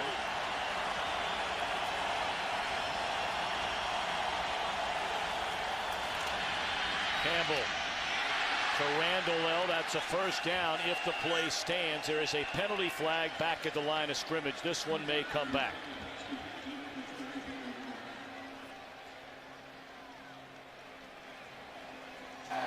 Illegal formation on the offense, number 78. lined up in the backfield. 5-yard penalty, still third down. That's Chris Samuel's replacement, DeAnthony Batiste. And I guarantee you he's lining up deep. Here we're going to see as he comes out here on the left side, he's been getting beat off that edge. He's trying to grab that extra step, that extra separation from that rush defensive end, and you have got to, your helmet's got to break the plane of the offensive center. So a 3rd down and 11 goes to 3rd and 16. Now Jim Zorn trying to dial something up here. Again, give the defense credit. They know how far you have to go as well. You'll see these types of throws and people say, well, why don't you throw it down so the catch gives you the first down? Well, you know what? The defense knows that too. In this down and distance, you typically have to drop it off underneath and let the receiver gain the rest of the yards with his legs.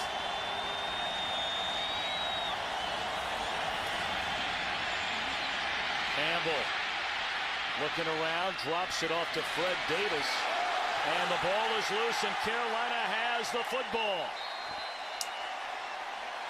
You talked about Davis and leaving his feet.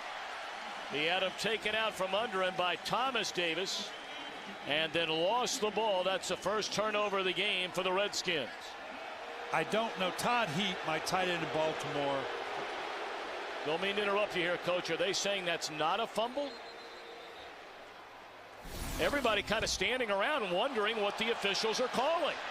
Let's see if the proverbial the ground cannot cause a fumble. Let's see if that's what they're saying.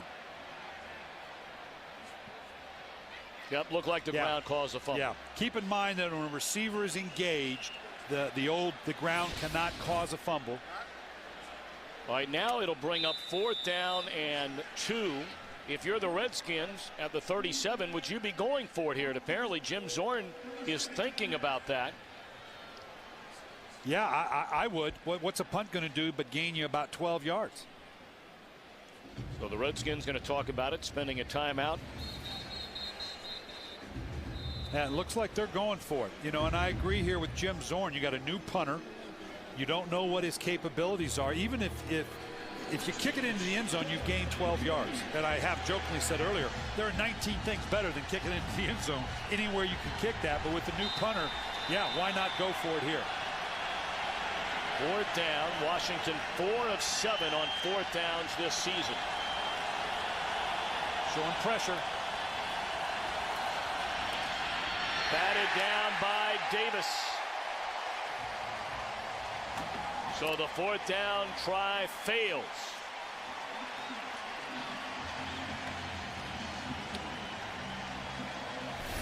And here's the problem. When you know pressure is coming, so does that DB. He knows the quarterback's got to get the ball out of his hands quickly. Played it very well.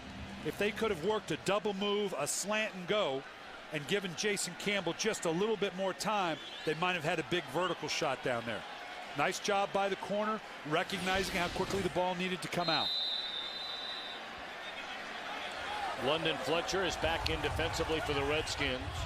LaRon Landry is not in the game. At free safety, Jonathan Stewart to the 40. That'll be a gain of 3. 2nd down and 7 for Carolina. If you're a fantasy league player, you're not real thrilled with anybody on either team so far here today statistically. There again, the inability to run the ball, given the commitment of this team. I'm talking about the Panthers with the line they have, the 2 first-round running back. They only have 4 wide receivers on this roster because they want to carry the extra fullback. Their commitment to the running game is complete, and they're just not getting what they need out of it right now, or at least thus far. Play fake to Stewart. Delhomme finds Smith to the Redskins 43.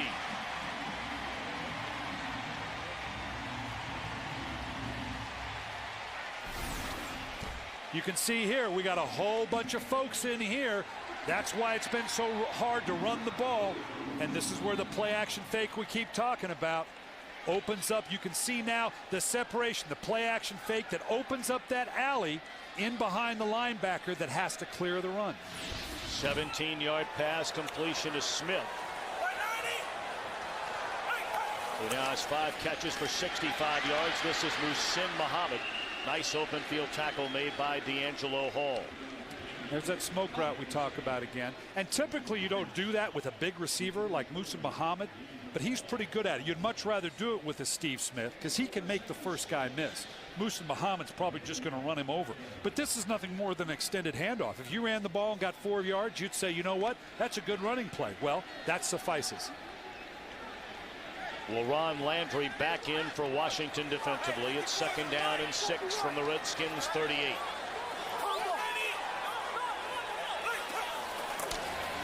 Fake the pitch to Stewart. Delhomme. Across the middle, it's Muhammad. First down to the 23-yard line. That will be the final play, it appears, of the 3rd quarter. So after things were rather stale and stagnant offensively in the first half, things beginning to loosen up a little bit here in the 3rd quarter. Look at the action that the little pitch fake gives you. It gets everybody flowing. 17-9 at the end of 3 quarters at Bank of America Stadium in Charlotte. Alongside Brian Billick and our entire Fox crew, Tom Brenneman, great to have you with us on this Sunday afternoon. The Panthers looking for their first win of the year. Redskins at 2-2. It's been a shaky 2-2. Trying to get to a game over 500. Shake Delhomme looking around to the end zone and batted away. Outstanding coverage. Double coverage back there by Carlos Rogers and LaRon Landry. That ball needed to go up a little bit quicker. You could see here on the matchup, Steve Smith needed that ball. He has to slow down there to adjust to it. Had he been able to get the ball up and down a little bit quicker, he wouldn't have had time for the secondary to react the way that it did and almost intercept the ball. 2nd and 10.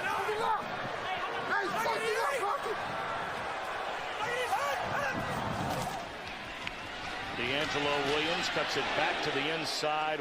Wow, what a collision. Rocky McIntosh, and immediately they signal for the sideline. They knew as soon as the hit took place that Rocky McIntosh was injured. Good thing is you see how quickly he's moving around, so that's the good news.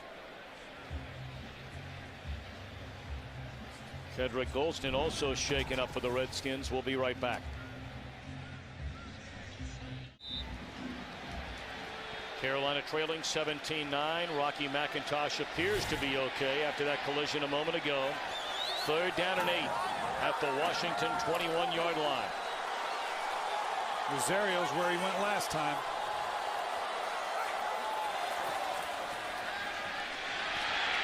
Sacked is Delhomme. Back of the 25. Hainsworth was there, among others. Arakpo and Andre Carter. Here's a great view of the play where Rocky McIntosh got hurt. And this is exactly why you're constantly coaching up. See what you hit. As you come in here, you see McIntosh coming in right here. He drops his head. You don't want to tackle with dropping your face mask. That's for protection for the tackler, not the ball carrier, Tom. 43-yard field goal try for John Casey, who has not missed so far this season and still hasn't missed.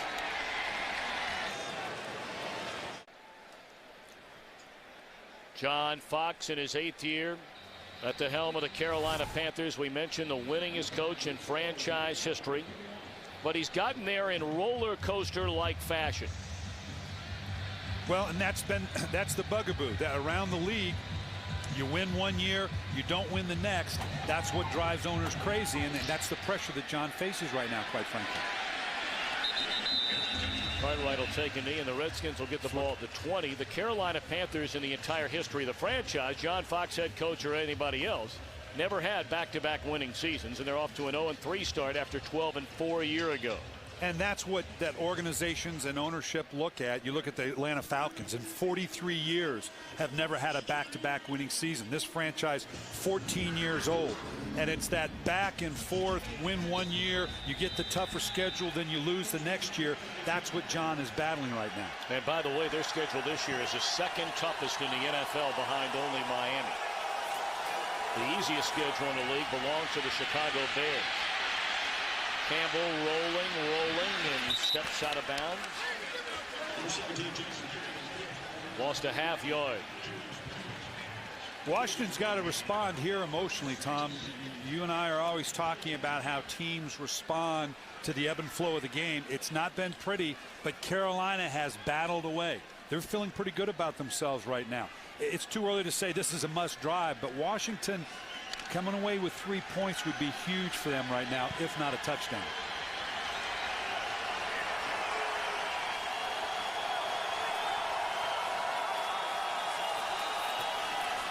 Campbell throws to Santana Moss.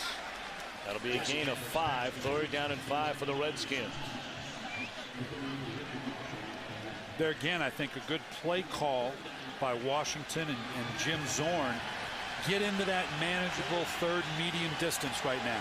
Jim Zorn is much more comfortable with his third medium calls than he is the third and long calls. And still today, not a single catch from their leading receiver, tight end Chris Cooley, who has caught a pass in 76 consecutive games. Cooley right here. This is the down and distance that a player like Cooley could be huge. Instead, it's the other tight end, Fred Davis, and that's not going to cut it. He's a yard short of the first down. Nice open field tackle by Beeson. One of the most difficult things to do for a defender. Here he sees running. This is a solid open field tackle. Sometimes you try to take him out. If you don't come in with enough force, he drags you for the first down. Great open field tackle by the veteran linebacker. That's dragging down a guy that weighs 260 pounds on the spot. And a pretty good athlete. So now Glenn Pakalak punts from his own 15-yard line. And a very short kick. Kenneth Moore brings it out to the 34-yard line. Reed Doughty nicked up a moment ago. He's out of the game for the time being. Of course, it was last week he took over as starter, replacing Chris Horton, and Horton now replaces him. Carolina trailing by 5. 12-12 to go. And this drive begins at their own 34-yard line. Jonathan Stewart plows his way across the 45 and shoved to the 47 by Jeff King. And that's the kind of run that the Carolina Panthers and their offensive line love. That's just body on body. That's a rugby scrum. That's just road graders. I'm pushing, you're pushing. Extra yardage in, cover up the ball. What's been the bugaboo for the Carolina Panthers? Turnovers. So you love that extra yardage, but secure the ball. That is the longest run by a Panther today, a gain of 12. Alone to throw it. Had an eye on Stewart, and a late flag comes in.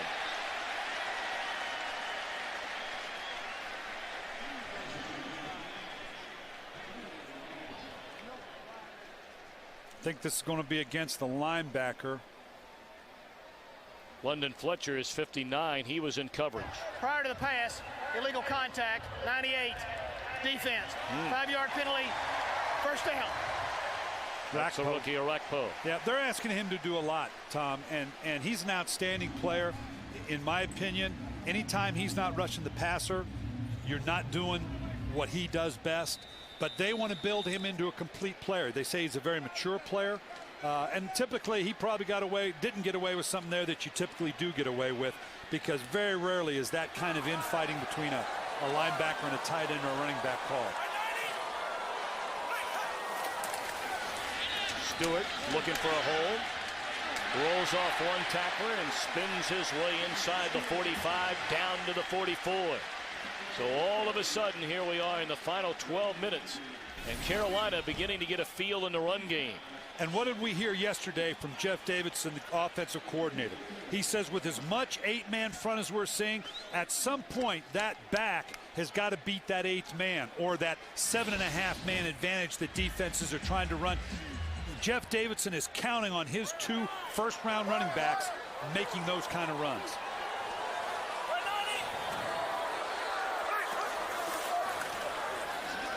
Play fake.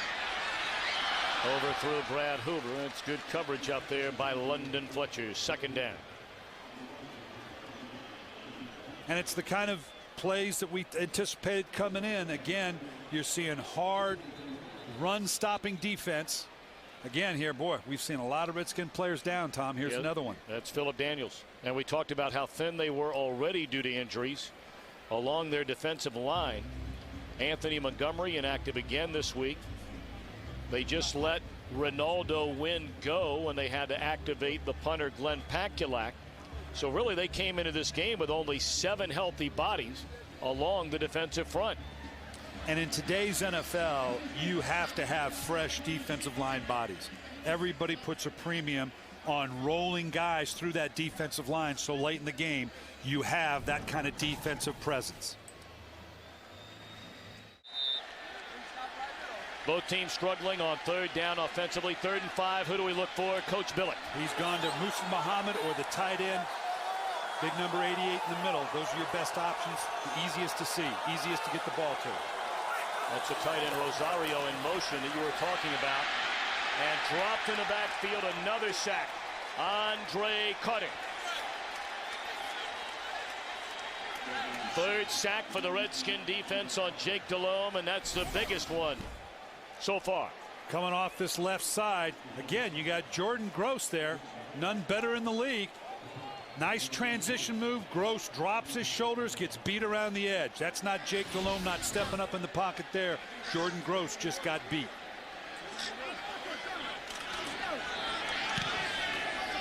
Baker, a very high punt and a short punt. And a flag will come down here. Now they're saying the ball belongs to Carolina, but it looked like there was contact made, was there not, on the player receiving the ball, or was it his own man that ran into it? Well, that's what they're going to determine right now. A lot going on. Looked like Carolina shoved a Redskin defender back into the punt returner at that point. Looked like Byron Westbrook was the one who ran into Antoine Randall. And they're right to sort this out right now. A lot went on there to just arbitrarily pull a flag. They're discussing this as they should. And it's as simple as Walt Coleman in the white hat saying, what did you see? What did you see? Let's sort this thing out. And it should be noted there is not a flag down on the field. That's Quentin Teal who shoves Westbrook into Randall. And in that instance, that does not leave you unimpeded to the ball. Let's see what they saw.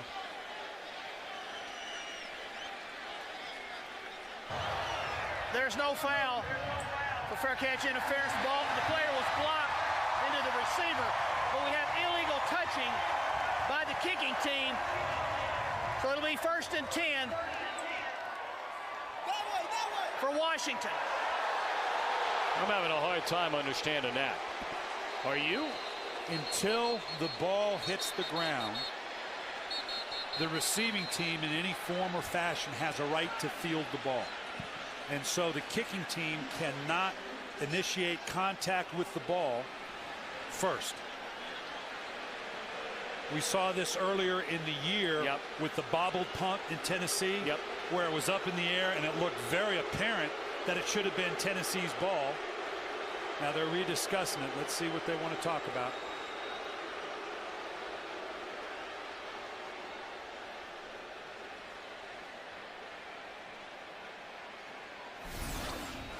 It's very clear what happened here.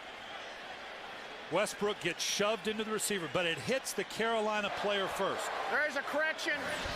We had the ball touching the receivers first, which gives the ball 1st and 10 for Carolina. And that's the difference. Had it hit the Carolina player first, Washington has the right to receive the punt, but they're saying it looked like, we could see it on the replay maybe, if it hit the Washington player, it must have hit him in the leg as it was coming. You can see right here. I'll see if we can spot shadow it here. I don't know if I can see it quick enough. Clearly gets pushed into there. Oh, it hit, right there. You saw it hit his foot. Yep. So that's the right call. Washington touched the ball first. That now opens the door for Carolina to get the ball. Huge break for Carolina on a 5-point game. You think? And I think Jim Zorn now is going to challenge this call. And I think if he's doing so, it's hope against hope that the replay will definitively show it didn't hit his man first. Washington is challenging the ruling on the field that the ball touched his receiver. And keep in mind, they ruled the ruling now, after they replayed it or after they discussed it, is that there was that Washington touched it first, so it has to be conclusive that that's not the case. No, and that if they see that, I can't imagine. That clearly hit the Redskin player's leg first. This challenge is going to go against the Redskins. And Carolina's going to have the ball. That's a lot to sort through, and I give the officials credit for sorting through, making sure to try to get it right. They corrected themselves, Walt Coleman initially, and had that been what had happened, had it hit the Carolina player first, that would have been the right call. But right now, Jim Zorn's hope against hope that some angle shows that it doesn't hit the Washington player, but right there sure looks like it hit him in the foot.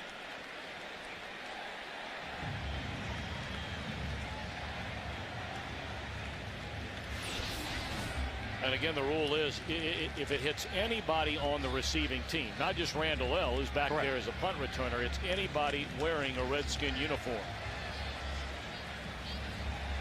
But they clearly have a right to field that ball prior to the illegal touching, as he talked about, from the kicking team had it gone that way first. And by the way, Dante Wesley was the one who covered up the football.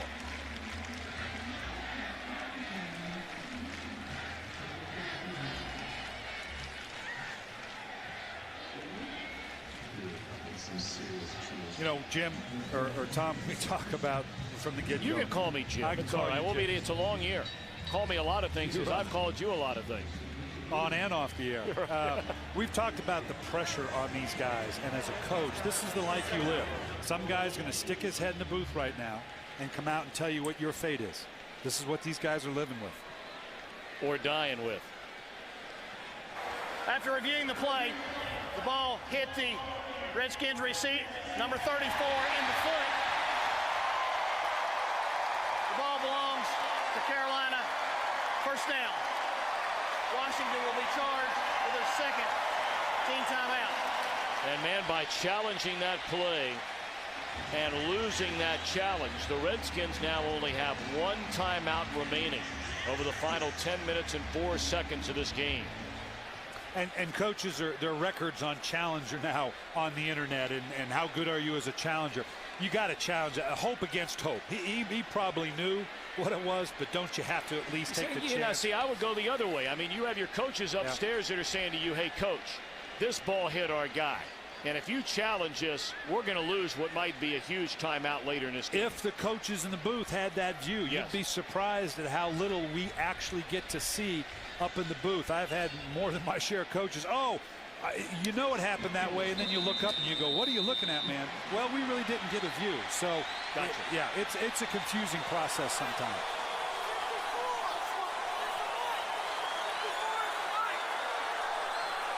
So now first down for the Panthers at the Redskins 12-yard line, trailing by 5. This is Jonathan Stewart. And he's inside the 10, down to the 7-yard line. Got a good lead block from Brad Hoover. Hoover's been doing that since signing as an undrafted free agent out of Western Carolina 11 seasons ago. He's been a good player. Well, and if you're going to throw the ball here, you'd love to run it in.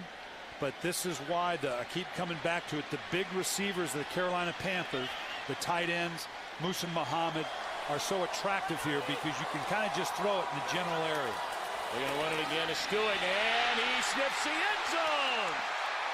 Touchdown, Jonathan Stewart. They're going to go for 2 here, Tom. First lead of the game for the Carolina Panthers. And now they'll go for 2 to try to make it a 3-point lead. And this is a no-brainer. We talked about when you go for a 2-point. You're in the 4th quarter. You're under 10 minutes. You make it a field goal differential rather than the extra point, kicking it here, making it just a 2-point differential. So clearly this is the thing to do. Be the first try on a 2-point conversion this season for Carolina. What would you do here? I mean, you ran it well right there for a couple of plays anyway. They got an offset back here. They're either going to run that quick trap trying to make the defense think they are going to throw it, or again they're going to come to one of their big receivers. I'd bet the trap right here. And I'd be wrong. Steve Smith, 2-point conversion, 3-point lead. That's a tough throw down there. You got a lot of bodies, arms up by the defensive line. That's a good throw. A lot of things can go wrong with that play, but obviously went right there. Get in the ball in the hands of your playmaker. Little pick screen. Of course, you're not allowed to pick on the goal line. I'm sure that's what the Redskins are yelling right now. But again, those big receivers being able to block off. Here comes on the outside. You can see on the inside. This is what I'm talking about. Gets awful crowded. Gets awful crowded in here to throw this type of pass. Oh, I'm sorry. First the touchdown. I'm sorry. I was going right to the 2-point. Everybody wadded up on the inside. Now we come back on the 2-point play. Or not. John Fox, obviously this is their kind of game. When you're committed to the running game, you're committed to play action passes, playing good defense. This is the kind of game you train your players to absorb, because it's going to be games just like this, down to the wire. Maybe less than a touchdown separates you from winning and losing. Still a long way to go.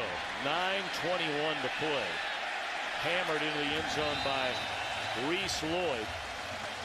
And the Redskins get the football at their own 20. Now we'll look at the 2. I got the order here now. This is what I'm talking about. Bring your attention over into here. There's a lot of bodies to make this kind of throw down on the goal line, but this is a good call. The good thing about it is you're going to get it in the hands of your receiver real quick and count on his athleticism to get in. Delhome's fired up. That's as easy a touchdown, or in this case a 2-point conversion, but as easy a score on an easy a throw as you're going to make.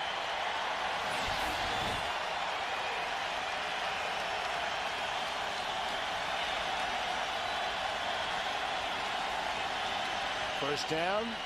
They give it to Clinton Portis, and he is met immediately by Nile Diggs.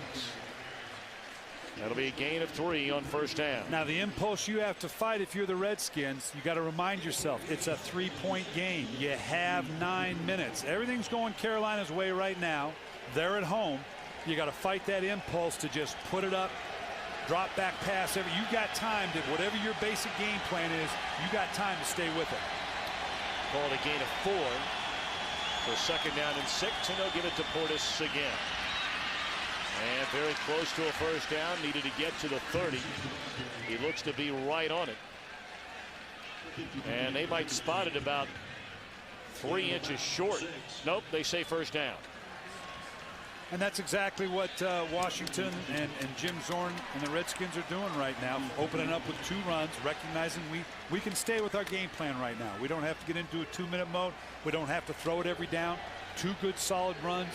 Use the entire playbook right now. Stand in a basic I formation.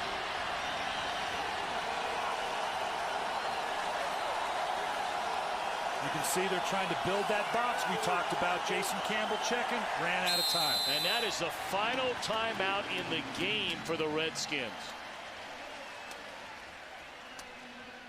He saw the safety working down in the box. He knew what he wanted to get to. He wanted to take advantage of that single coverage we talk about, but the clock caught him.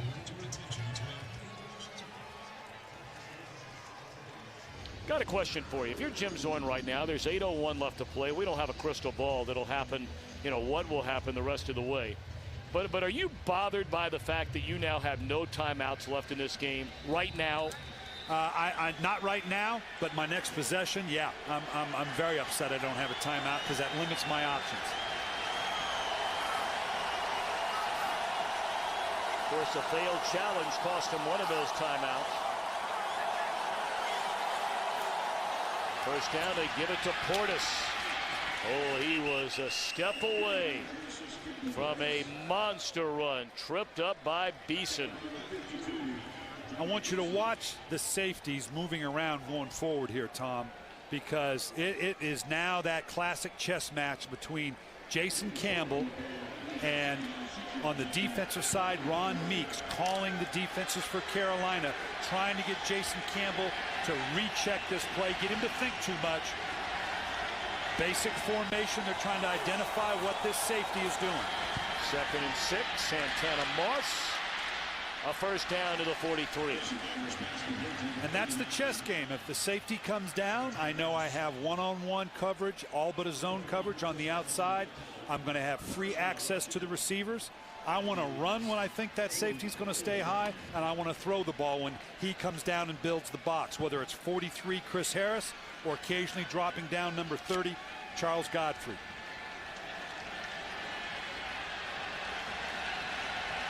Under 7 minutes to go.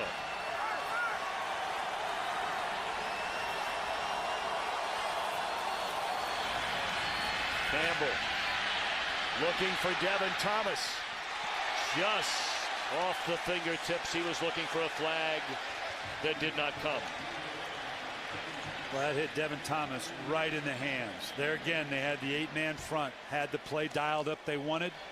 One-on-one on the outside. Nice loft on the ball by Jason Campbell, giving his receiver a chance to get underneath it, get his hands on it. Now you just got to finish the play off.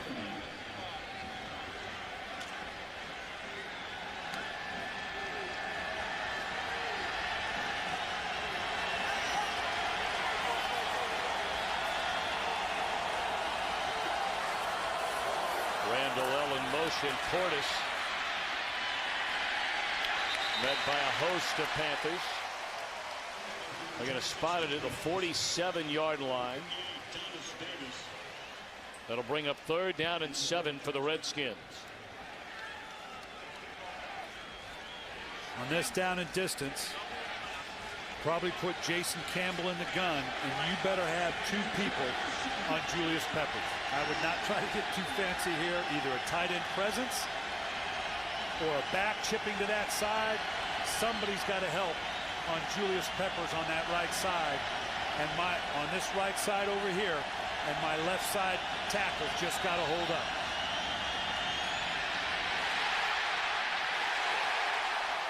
Out to the 49-yard line is Campbell, under heavy pressure from Charles Johnson primarily that time. Everett Brown also there, and the Redskins have to punt it.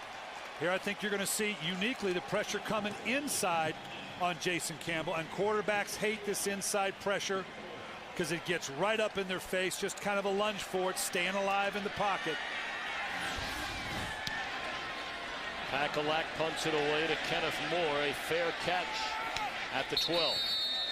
So here we are with 5:17 to play. Carolina has rallied to take a 3-point lead.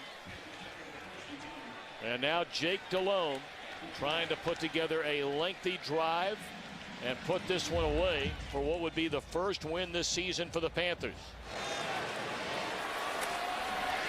First down give to D'Angelo Williams, and a good pickup on first down. Well, both of these quarterbacks have been trying to dodge bullets all afternoon. Campbell has been sacked, well, we're told 4 times, and 3 times for Jake Delhomme. but that's 10 more either hits or hurries in the case of Campbell, and 7 for Jake Delhomme. Those hits and hurries can be as effective as a sack.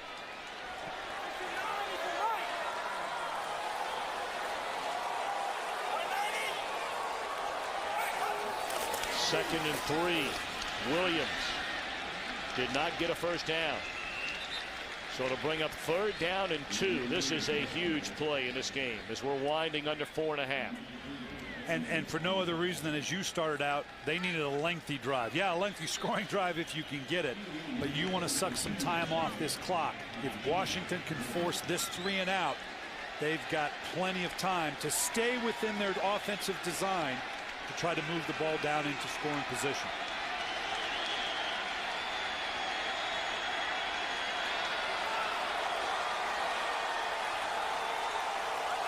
Carolina 2 of 10 on 3rd down. 0 for their last 6. The pitch to Williams. And that second effort may have gotten the job done.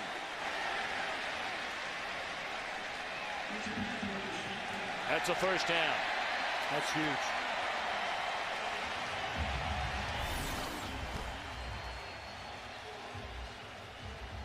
Great job by the fullback kicking out. He's gobbled up here, and it's just that last little lunge. He had not given that last little lunge.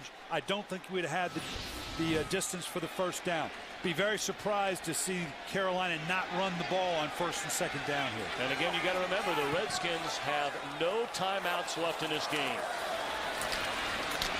First down carry to D'Angelo Williams will burn another 40 seconds off the clock as Carolina's going to let that thing run down every down.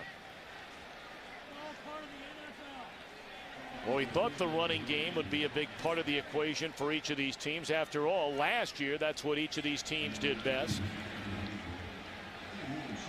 Don't look like great numbers, but they got it done when it mattered, especially on that last drive by Jonathan Stewart. And the commitment to the run that we've been talking about the whole day. Carolina is never going to get away from that. And right now, it's the difference in the ball game. They're in their 4-minute offense. They can get this under 2 minutes and get a first down. The game's over. Stewart. Nowhere to go. Back to the line of scrimmage. 3rd down again. And this one a lengthier 3rd down. Well, they'll bring this down to the 2-minute. That will take us to the 2-minute warning.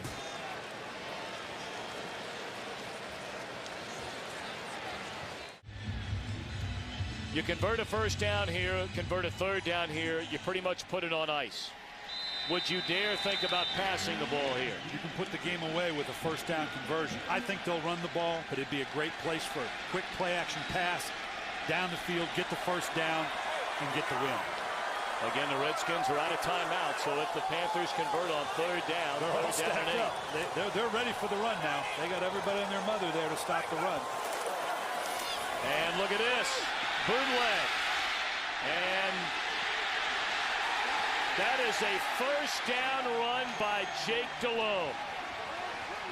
He got tangled up with D'Angelo Hall, but knowing Jake Delhomme, that's all about heart and desire to get to that first down marker. And that's an all or nothing call. You convert it or he gets sacked. You haven't lost any of the time, and you're no worse off for not having run the ball. Great call, great execution. And right now, John Fox and Jeff Davidson are thinking that's the longest 10-yard run in the history of football. And now with Washington out of timeouts, Carolina will burn the final 1 minute and 11 seconds and begin to celebrate in the Tar Heel State the Panthers' first win of this season. John Fox is fired up. Jake Delhomme, they all know what this means. We've been talking the whole game about what a loss would mean, Tom. And what does a loss mean now for Jim Zorn? I mean, there is already turmoil. You had players exchanging words. You brought in a set of eyes to help the offense improve. An offense which scores 17 here today. You live in that area. That's a tough town to be 2-3. It is, and that organization traditionally has kind of brought it on themselves all that speculation is going to be abound as to what they're going to do.